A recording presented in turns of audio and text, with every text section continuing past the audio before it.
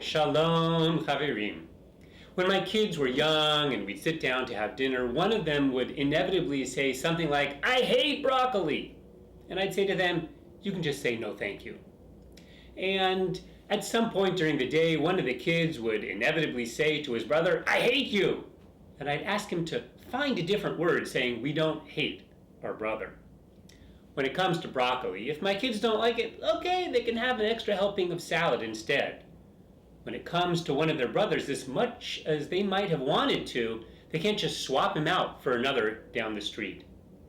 Unfortunately, in the history of the Jewish people and in the history of this country, we have known such hatred, brother against brother.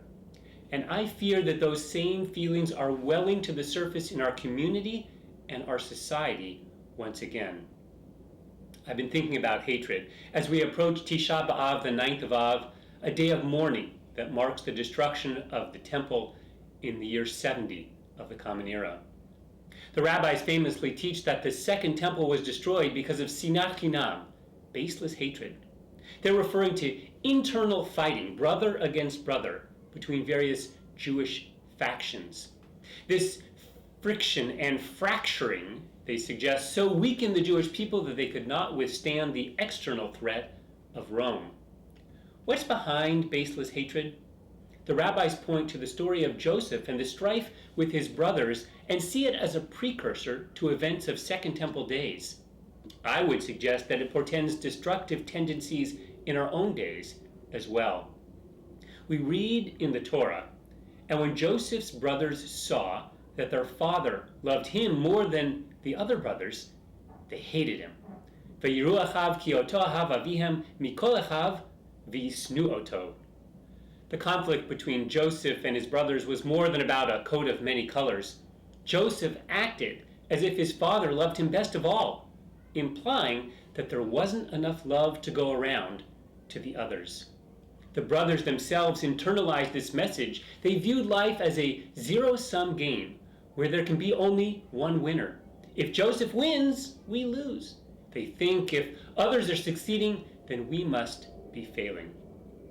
I'm reminded of a poem by Israel's greatest modern poet, Yehuda Amichai, called "The Place Where We Are Right," Hamakom Shabo Anu Tzodkim.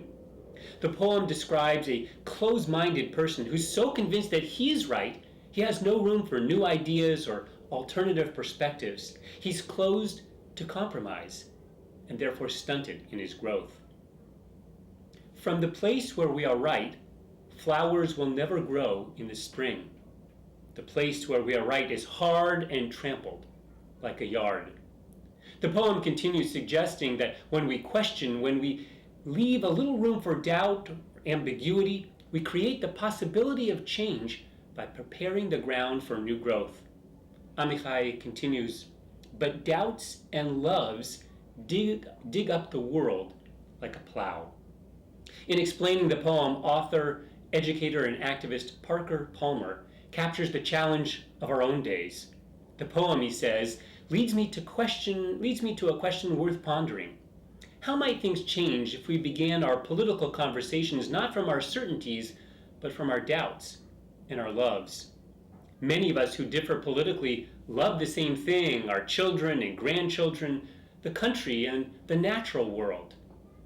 Yes, we differ on what ought to be done, but what if instead of starting by arguing over solutions over the place where we are right, we begin by sharing our loves and our doubts? I suspect that our political conversations would be much more productive because we would proceed, he says, from common ground. Amichai concludes his poem, "And a whisper will be heard where the ruined house once stood. V'lechisha tishpa b'makom shebo haya habayit asher necharav." The ruined house is, of course, an allusion to the destruction of the temple. What is the whisper? Rather than shouting our certainties, perhaps if we whisper to one another our doubts and our love, something new will grow. Chaverim, we can overcome sinat chinam when we adopt a posture that says, "You don't have to be wrong for me to be right." When we affirm that disagreement does not have to lead to disconnection. Perhaps then we just might hear kol dmama daka, the still small voice of God's whisper.